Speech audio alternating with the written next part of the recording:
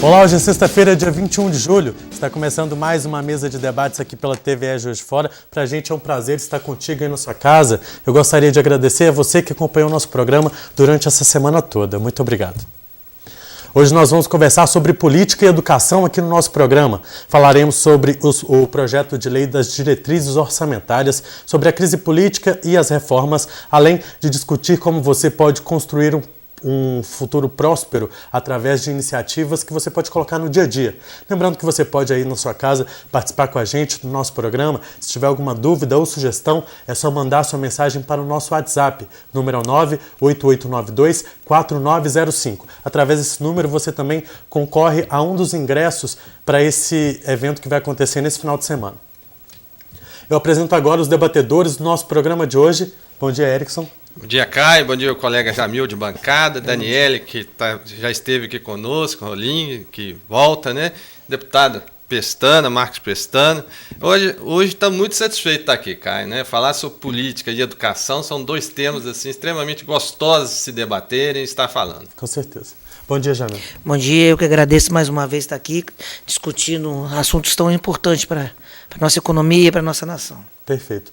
E agora eu apresento a vocês os nossos convidados de hoje, aqui a nossa psicopedagoga Daniele Rolim. Bom dia. Bom dia, é um prazer estar aqui novamente com vocês, depois de quase um ano. Passa rápido, né? Obrigado Passa por ter rápido. vindo, tá? Prazer estar aqui. Prazer é nosso. E também o deputado federal Marcos Pestana. Bom dia. Bom dia, é um prazer enorme retornar à mesa de debates num momento tão turbulento e nebuloso da história brasileira, mas que eu espero aqui passar não só um quadro pessimista, mas abrir janelas para o futuro, de esperança, que é isso que o país está precisando. É verdade. Obrigado por você ter vindo. Bom, nesse final de semana acontece o primeiro seminário de educação e saúde quântica da Zona da Mata. Através desse evento você vai descobrir que é possível sim encontrar a prosperidade e a felicidade através de iniciativas próprias que podem mudar o seu destino. Daniele, explica pra gente qual que é essa relação entre educação e saúde quântica, como que ela vai ser discutida lá no evento de vocês? Bom, a quântica, ela é um modo de perceber o mundo. Se a gente pensa no materialismo, onde tudo é material, e você tem que lidar com as coisas que acontecem e não pode fazer nada com relação a isso. Vamos supor, deputado aqui, a política.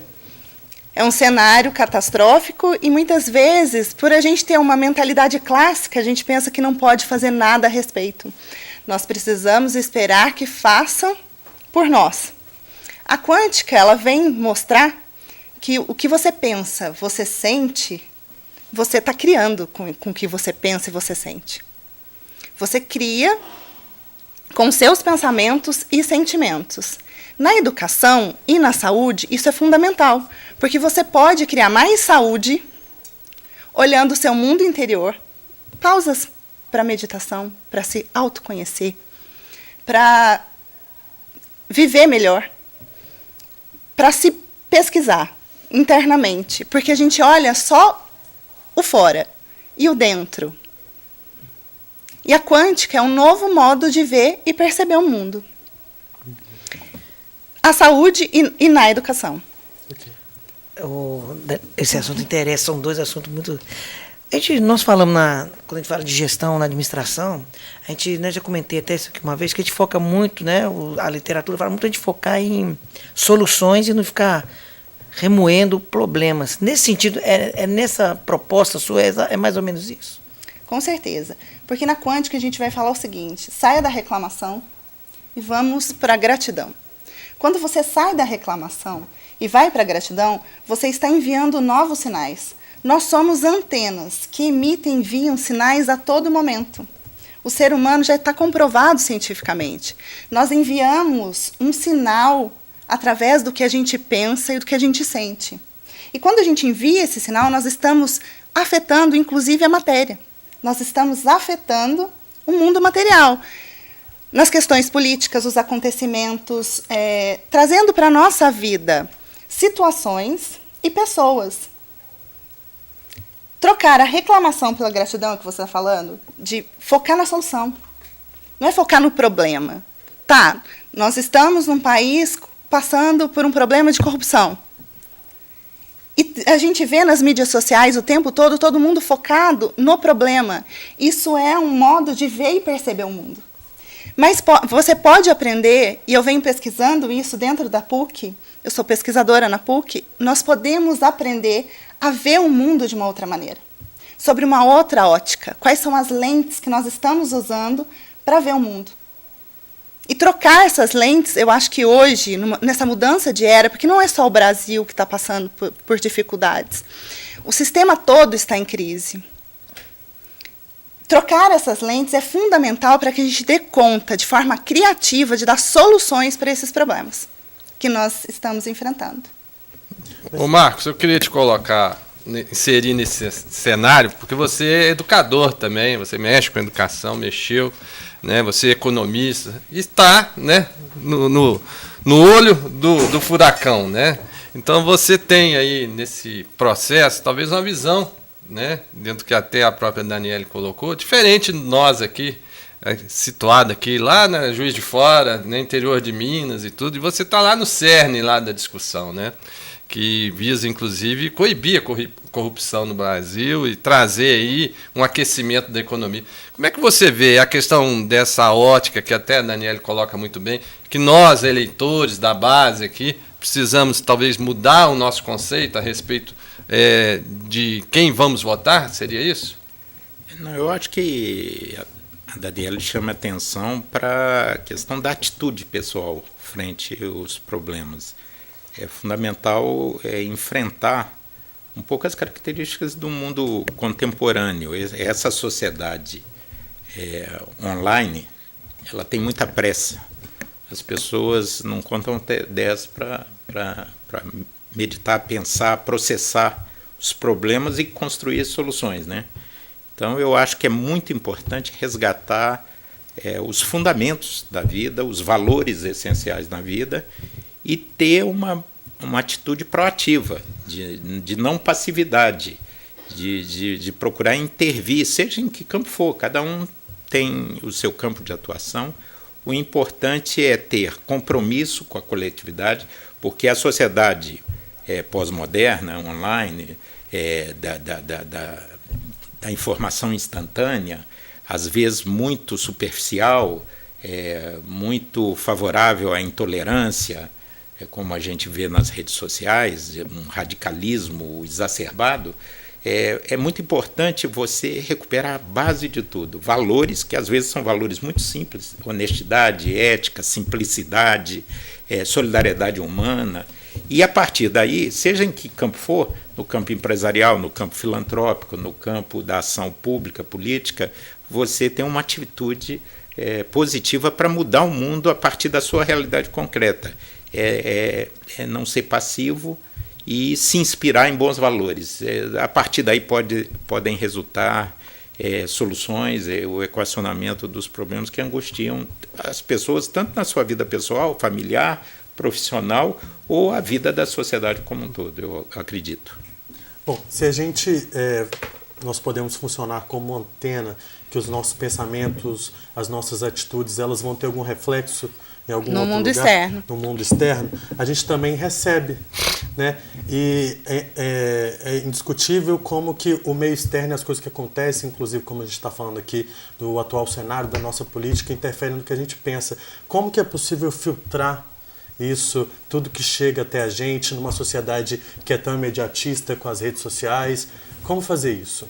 É por isso que eu proponho, dentro da educação, que um processo puramente pedagógico, ele não vai, de forma nenhuma, transformar a educação ou a política que seja, ou qualquer coisa que precise ser transformada. É preciso um processo terapêutico. Eu proponho espaços terapêuticos, porque o que o deputado falou é importantíssimo, esse desenvolvimento de valores, mas existem adultos hoje que não passaram por esse desenvolvimento de valores. E espaços terapêuticos pautados nessa visão quântica de mundo. Hoje o Ministério da Saúde, a gente estava conversando antes, eu e o deputado, ele já está aberto, né, a esse tipo de proposta com as PICs. Eles estão trazendo as terapias integrativas para dentro do próprio Ministério da Saúde. Então, por que não, se o povo está tão se tudo está numa crise, as pessoas vêm querendo mudanças o tempo todo, por que não abrir espaços para cuidar dessas pessoas?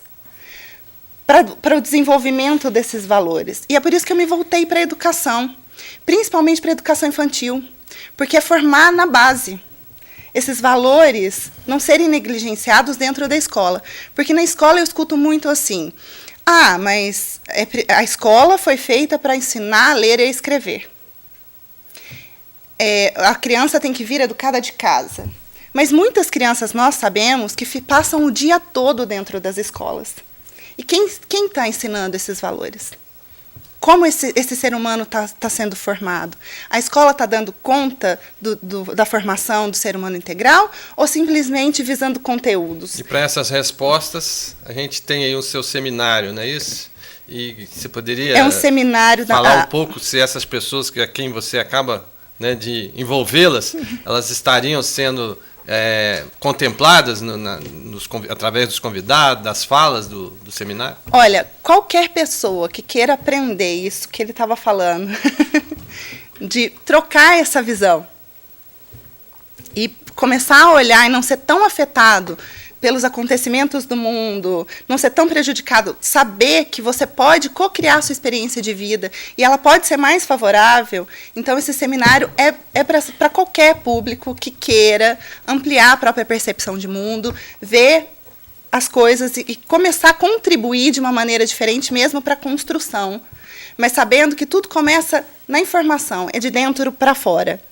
Para quem quiser aprender, é o seminário. Ele está sendo produzido pela Mais Comunicação e vai acontecer no Teatro Solar, amanhã das 8h30 às 6 da tarde, no Teatro Solar, para qualquer pessoa. Quem não puder estar lá de manhã ou à tarde, qualquer das palestras, vão ser 4 palestras, 2 palestrantes de manhã, o Wallace Lima, que é o maior nome nacional de saúde quântica hoje da atualidade, vai abrir o evento. Eu vou falar de educação e como trilhar esse caminho rumo à bem-aventurança, rumo ao propósito de vida. À tarde, a doutora Marta Tornavoy traz os frequenciais quânticos para a energia vital e Sérgio Secato Filho, um workshop de homeostase quântica informacional da essência. Homeostase quântica informacional. Ele vai explicar como, com comandos quânticos, você vai fazer essa limpeza no inconsciente e, quem sabe, se transformar numa pessoa com valores que contribuam melhor com a sociedade. Bom, é imperdível o evento de amanhã, né? Se você quiser participar desse evento, ter uma mudança na sua vida, é só mandar uma mensagem para o nosso WhatsApp, o número está aparecendo aí na tela. É o 988924905. Manda uma mensagem para a gente com o seu nome, seu endereço, e você ganha um convite para esse evento de amanhã. A gente vai para o primeiro intervalo do nosso programa de hoje, já voltamos com a mesa de debates aqui pela TVE Juiz de Fora.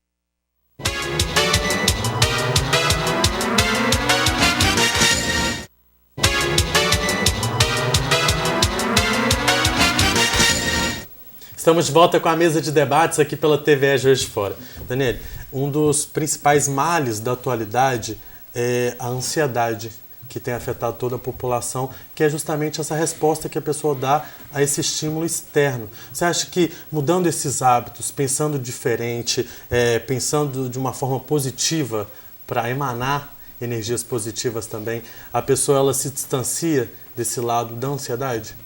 Com certeza, eu sou a prova viva disso, porque eu entrei nesse mundo quântico para curar a minha própria ansiedade. Eu, como mãe, eu não vivia o dia a dia com a minha filha. Eu estava sempre projetando o momento seguinte. E isso era muito angustiante, porque eu via passar anos, eu falava, nossa, eu tenho memórias de alguns momentos. E eu fui buscar a minha própria cura. E a quântica me trouxe essa possibilidade, tanto em forma de terapias, como um estilo de vida mesmo, que você vai fazendo pequenas transformações, pequenas mudanças, e você sabe que vai tendo resultados, inclusive, na ansiedade, com relação à ansiedade. Perfeito. Com certeza. Deputado, falando em angústia, como é que você lida isso nesse contexto todo que nós estamos hoje no Brasil, com essas angústias, expectativas? Como é que é para você nesse sentido? Essa é a fronteira onde há a interface entre os dramas individuais e o drama coletivo, né? Nós vivemos um momento de profunda angústia social.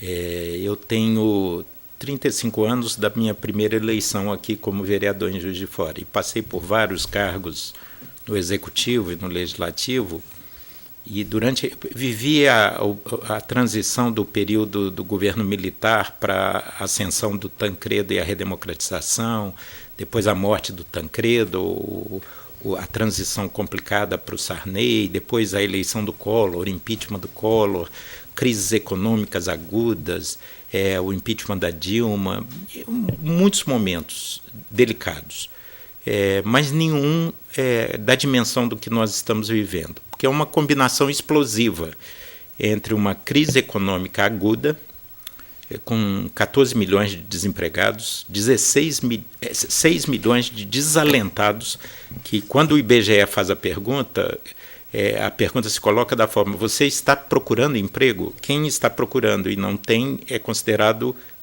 desempregado. Quem está tão desalentado, desanimado, é classificado nessa outra categoria. Então são 20 milhões de desempregados e desalentados, isso é 10% da população brasileira. Essa é a face mais cruel. Emprego e renda é a política social mais efetiva, mais saudável, o cidadão ter vida plena, viver com as suas próprias pernas. E nós vemos o pequeno e médio empresário altamente endividado, as famílias também, o país tendo a maior recessão da sua história, crescimento negativo, superior a 3%, enquanto a China, a Índia, Coreia do Sul avançam, nós estamos dando marcha ré.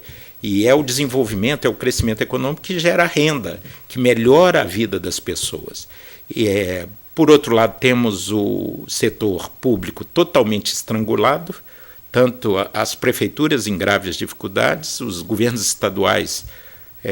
Nós estamos assistindo o que está ocorrendo no Rio de Janeiro, que é só a ponta do iceberg do que pode acontecer no Brasil se não tivermos responsabilidade. Então é uma crise econômica muito grave, muito grave.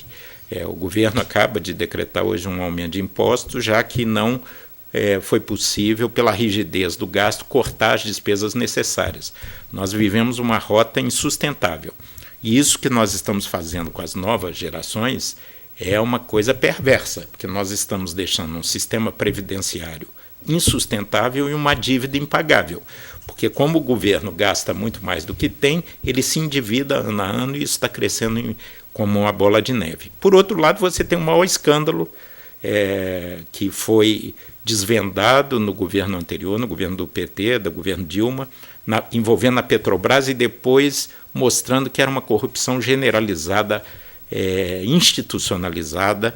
É uma coisa que eu fico escandalizado. Eu, quando comecei, o líder político precisa ser exemplo, ele precisa transmitir valores e atitudes.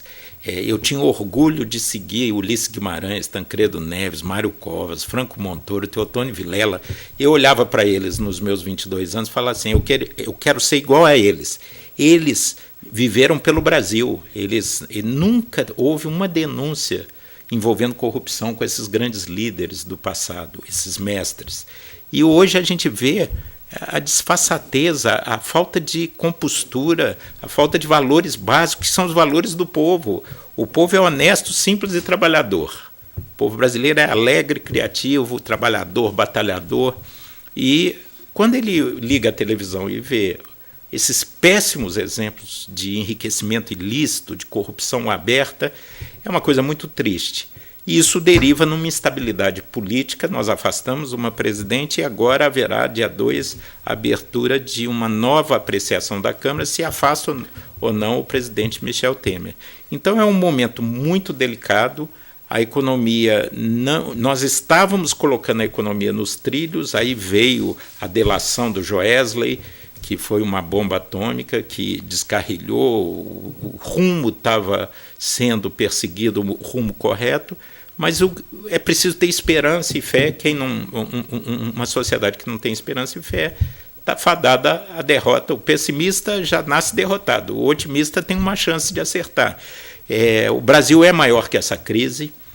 Esses valores, nós podemos reerguer eles como bússola para comportamento social e público, e eu acredito muito que já disseram outros que as crises são como parteiras da história.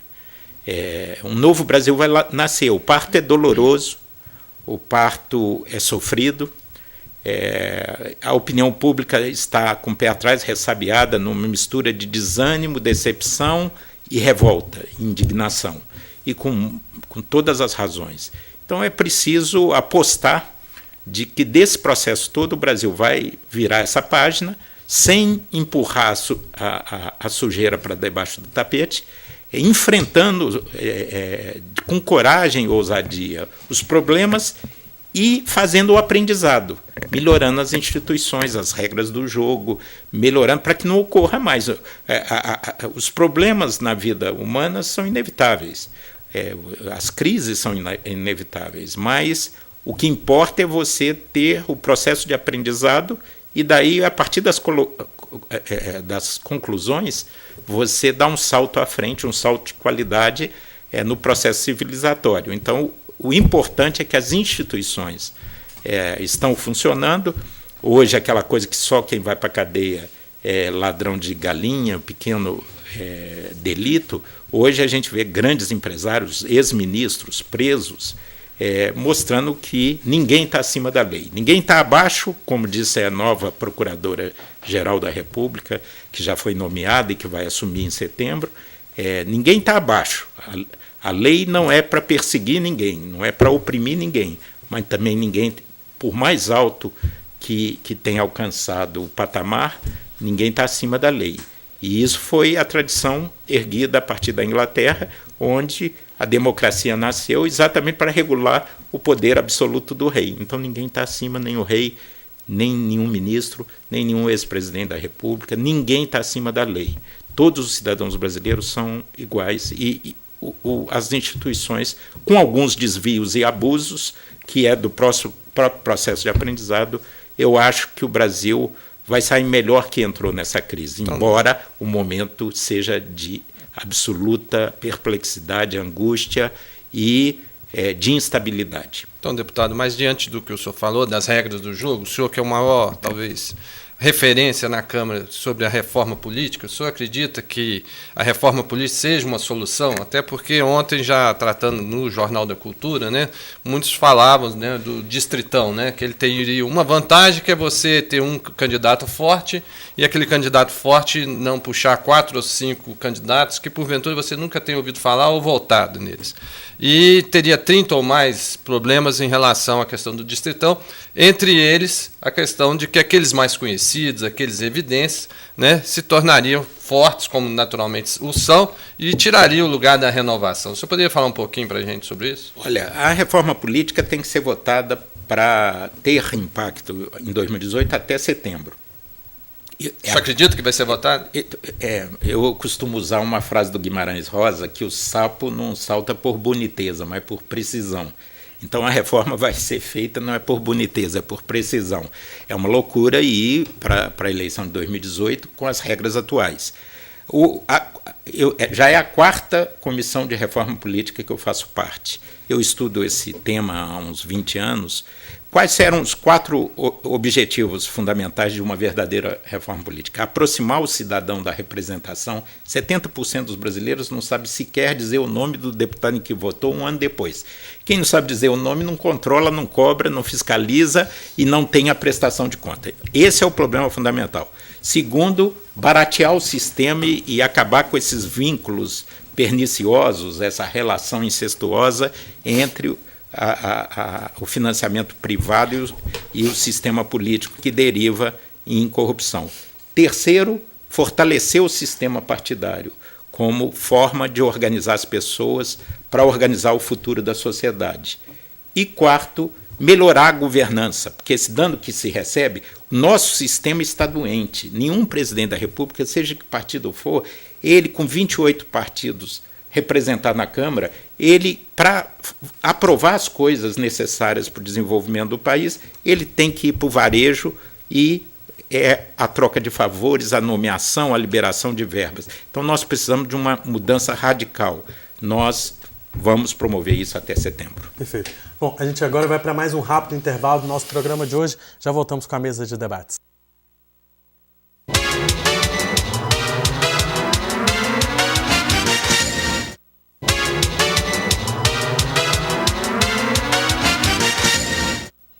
Estamos de volta com a mesa de debates aqui pela TVE Juiz de Fora. Já você gostaria de fazer uma pergunta? Bom, eu quero aproveitar as palavras do deputado, né? Porque você também falando de angústia, de tudo. Por exemplo, eu vou falar um pouquinho assim. Por exemplo, minha área, professor de economia, eu tenho que estar lendo, né? Como que você e outras pessoas também, como que você pegar esse noticiário todo e não se contaminar internamente e poder seguir dia a dia sem essa contaminação? Porque durante muito tempo, esses debates, você às vezes ficava com colegas dentro da família, às vezes não podendo nem expor opiniões, não é diversas, mas debater. Não é política, é isso, debater. Em casa você está fazendo política, conversando com os filhos. Como isso acontece? Ainda mais nós temos uma geração Z agora, como, né, foi lembrada a infração tecnológica, que não desliga das redes sociais. Que fazem mais de uma coisa ao mesmo tempo. Mais de uma coisa ao mesmo tempo, e tudo para ontem, né? Como lidar com isso tudo, com essas angústias, com todo esse contexto? Bom, eu já desliguei noticiário. Eu sei muito pouco. Porque nosso cérebro... É algo grave que você está falando e não é isolado, porque o que acontece é que agora no Sul, né, principalmente numa feira lá, o presidente de uma grande empresa ligada à área de tratores e a parte logística da área de agricultura, ele recomendou o que você está falando. Isso viralizou na internet, dizendo que não se deve ler jornal e não deve se ouvir noticiários. Para nós aqui que somos da área de comunicação, isso é grave, porque talvez a gente não esteja fazendo o que a gente deveria estar fazendo. E eu vou falar por quê? Porque o nosso cérebro... Aqui está sendo um prazer conversar com o deputado, porque ele expõe o nosso problema e já vem com a solução. E o que a gente vê na maior parte dos noticiários não é isso. É um bombardeio de coisas negativas o tempo inteiro. É um recorte de um acontecimento e a gente é bombardeado só de coisas negativas.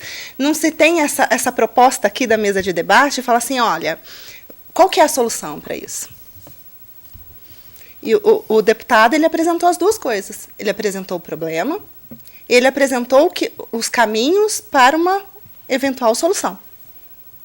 Não é o que a gente vê na maior parte dos noticiários. E não é mesmo, eu acho que todos aqui... Em relação a... Você abre um jornal, um noticiário, vai assistir um noticiário na TV. Você é bombardeado do começo ao fim de tragédias. Ou de crimes... ou de tragédias políticas, e muito pouco se fala a respeito dos caminhos para se solucionar isso. E eu não acho que isso seja uma informação às pessoas, mesmo porque o nosso cérebro ele não faz diferença do que você está vendo, isso já é comprovado em estudos, do que você está vendo, do que você está vivenciando. Se realmente a quântica tiver razão, e nós somos antenas que emitem e enviam sinais, você está enviando um sinal de catástrofe o tempo todo e está contribuindo para que essa catástrofe aconteça todos os dias. Mas dentro da comunicação existe uma premissa que se vende também a notícia através do que o público procura, aquela questão da oferta e da procura. Então, o que explicaria a necessidade de uma grande parcela da população em buscar esse tipo de notícia? Hoje em dia não, já existe há muito tempo. Noticiários que são dramáticos, que existe a crítica de se espremer sai sangue e que tem um público que é fiel a esse tipo de programa. Por que existe essa relação entre o público e esse tipo de informação? Como o Jamil estava falando, que ele vai numa conversa familiar e para debater ideias e as pessoas começam a brigar, isso foi ensinado. As pessoas foram educadas. É o que está mais disponível. Eu não acredito que uma pessoa com consciência e que sabe, ela está sabendo, que ela está vendo aquele noticiário que se espremer, como você disse, sai sangue. E ela sabe que ela está produzindo química no seu corpo, está comunicando isso a todas as suas células, e aquilo está modificando biologicamente ela, e está modificando o sinal que ela está enviando para o universo, assim como a gente fala na quântica, e está trazendo para a vida dela pessoas e situações. Eu não acredito que com essa consciência ela tomaria ela faria essa escolha de qualquer maneira. E é por isso que a gente faz seminários, dá palestras para conscientizar as pessoas. Porque eu acho que o autoconhecimento e a conscientização vai transformar isso. Porque ninguém vai falar assim, olha, eu vou atirar no meu próprio pé de propósito. Então, deputado, nessa sucessão de tragédias críticas que a Daniela coloca aqui, e que nós, telespectadores, acompanhamos no dia a dia, veio a delação da JBS, né, do Joesley Batista, né, que agora, até recentemente, né, eles queriam falar que ele logrou êxito, né, teve lucro, né, na Bolsa de Valores, com a venda de ações, antecipando talvez informações, e, quer dizer, a própria justiça o isentou disso. Mas ele cita, né, o senador Aécio Neves. E, paralelamente a isso, eu vi algumas atitudes, né, de correligionários de Aécio Neves, indo até em palanque aqui na Câmara Municipal, se dizendo surpreso e começando a atacar o senador antes da defesa, antes de qualquer desenrolar do processo. Culminou na prisão de Andréa Neves. E eu sei que o senhor é do PSDB, da base do PSDB, esteve sempre muito próximo a Aécio Neves. Como é que o senhor vê esse cenário, né, envolvendo o senador Aécio Neves, que agora retomou os trabalhos como senador, mas esteve afastado? Esse episódio, aqui que o senhor coloca isso, né, muita gente fala que porque o Janot é candidato ao governo de Minas, ele criou um processo diferenciado, vindo uma delação a nível de Curitiba, com discussões, desdobramentos através do Marcelo Bretas no Rio e em Brasília. O cenário estava entre essas três cidades, de repente aparece essa delação. Como é que foi esse episódio? Olha, eu preciso que as pessoas tenham muito critério, muito rigor, muita serenidade para acompanhar essas denúncias e esses fatos que marcam a tragédia brasileira dos nossos dias. Quando a democracia surgiu, como eu disse anteriormente, ela surgiu para limitar o poder absoluto do rei e proteger o cidadão e as minorias contra o poder opressivo do aparelho estatal. Então, a democracia surge para defender os indivíduos e as minorias. E, para isso, há todo um código de valores, a presunção da inocência. Ninguém é culpado até que se prove o contrário. A pessoa não é o contrário. Você incrimina e aí ela que vai provar a inocência. Não. Quem acusa tem o ônus da prova. Então é preciso dar o amplo direito de defesa, presumindo a inocência do cidadão, do indivíduo, e o devido processo legal, que não pode ser uma coisa arbitrária. Hoje, por exemplo, na imprensa de hoje, uma suposta delação premiada, que ainda está na órbita da Polícia Federal, que está sob sigilo, já está nas páginas de um jornal nacional, de um dos jornais. Então é preciso ter muito cuidado, porque às vezes, olha, teve um caso de um executivo dessas empreiteiras envolvidas, que teve 9 meses preso, depois foi inocentado, só que durante esses 9 meses a mulher separou dele e o filho tentou suicídio. Então quem vai recompor a vida dele? E ele foi declarado inocente. Então é preciso, e ninguém está acima da lei. Então o senador Aécio Neves, primeiro é um dos maiores líderes de Minas Gerais, foi, sem dúvida alguma, o melhor governador desde Juscelino Kubitschek.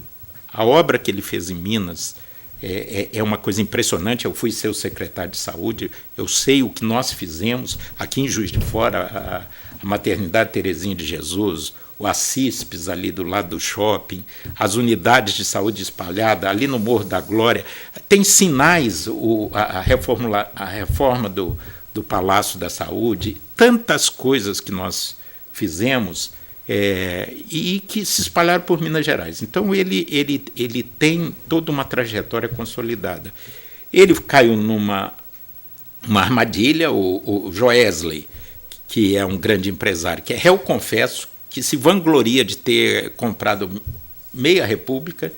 Ele foi treinado para gravar num ato de ousadia, o presidente da República e um senador da República. O estranho é porque que não gravaram outros, porque tem denúncias muito mais graves. Por exemplo, ele fala na sua delação que havia uma conta no exterior de 150 milhões de dólares do ex-presidente Lula e da ex-presidente Dilma. E isso não gravaram, os dois não gravaram o ministro Manteiga, que seria o suposto. E eu estou dando sempre o direito à dúvida, porque eu nunca julgo a pessoa antes de ter uma prova cabal.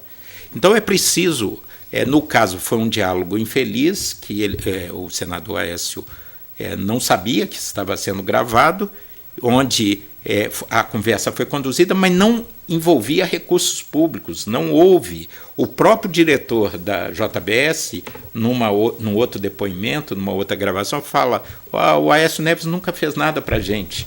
Quer dizer, ele estava para pagar seus advogados para se defender, ele estava vendendo um apartamento da família, ofereceu a 5 empresários e ofereceu ao Joesley. E o Joesley foi e marcou essa conversa para gravar, querendo produzir provas, e ofereceu um empréstimo de 2 milhões.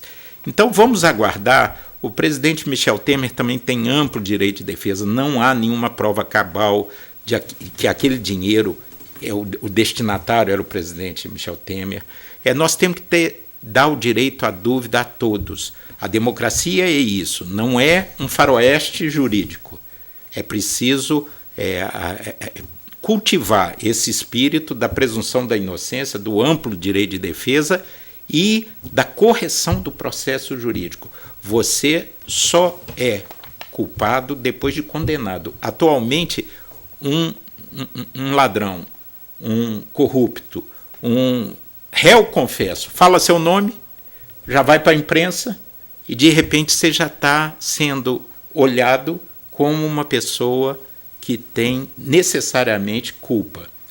Não digo que não tem, nem digo que tem, mas é preciso ir devagar com andor, porque do jeito que está uma máquina de triturar reputações. E, por exemplo, tem coisas muito estranhas, como aquele assessor do Janot pediu demissão sem quarentena e foi ganhar rios de dinheiro no escritório que dava assessoria à própria JBS. Então, tem muitas perguntas não respondidas nessa história toda, mas eu, por tudo, pelo passado do senador Aécio Neves, por tudo que ele fez por Minas Gerais, é importante que a gente tenha essa postura. Ele vai se defender, ele também não está acima da lei, ninguém está, o ex-presidente Lula não está acima da lei, o Moro acabou de condená-lo, o presidente Michel Temer, ninguém de nós está acima da lei.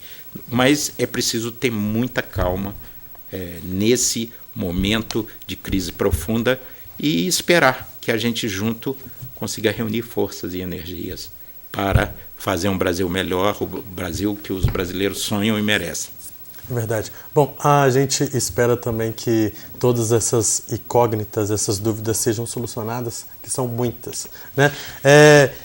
Você de casa pode participar ainda para concorrer aos ingressos para o evento que vai acontecer amanhã. Você pode fazer igual o Eduardo Francisco Abramo, do bairro Bairu, que já ganhou um convite para o evento de amanhã. É só mandar sua mensagem para o número que está aparecendo aí na tela. É o 98892-4905. A gente vai para o último intervalo do nosso programa de hoje. Já voltamos com a mesa de debates aqui pela TVE Juiz de Fora.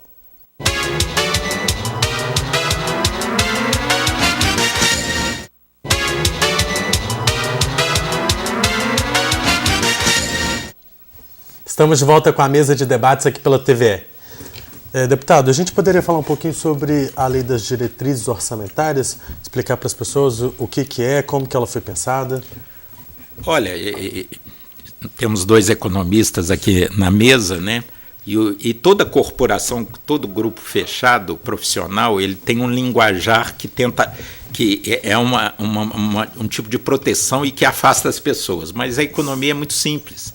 Na verdade, a lei de diretrizes orçamentárias é como se fosse uma bússola para a construção do orçamento do ano seguinte.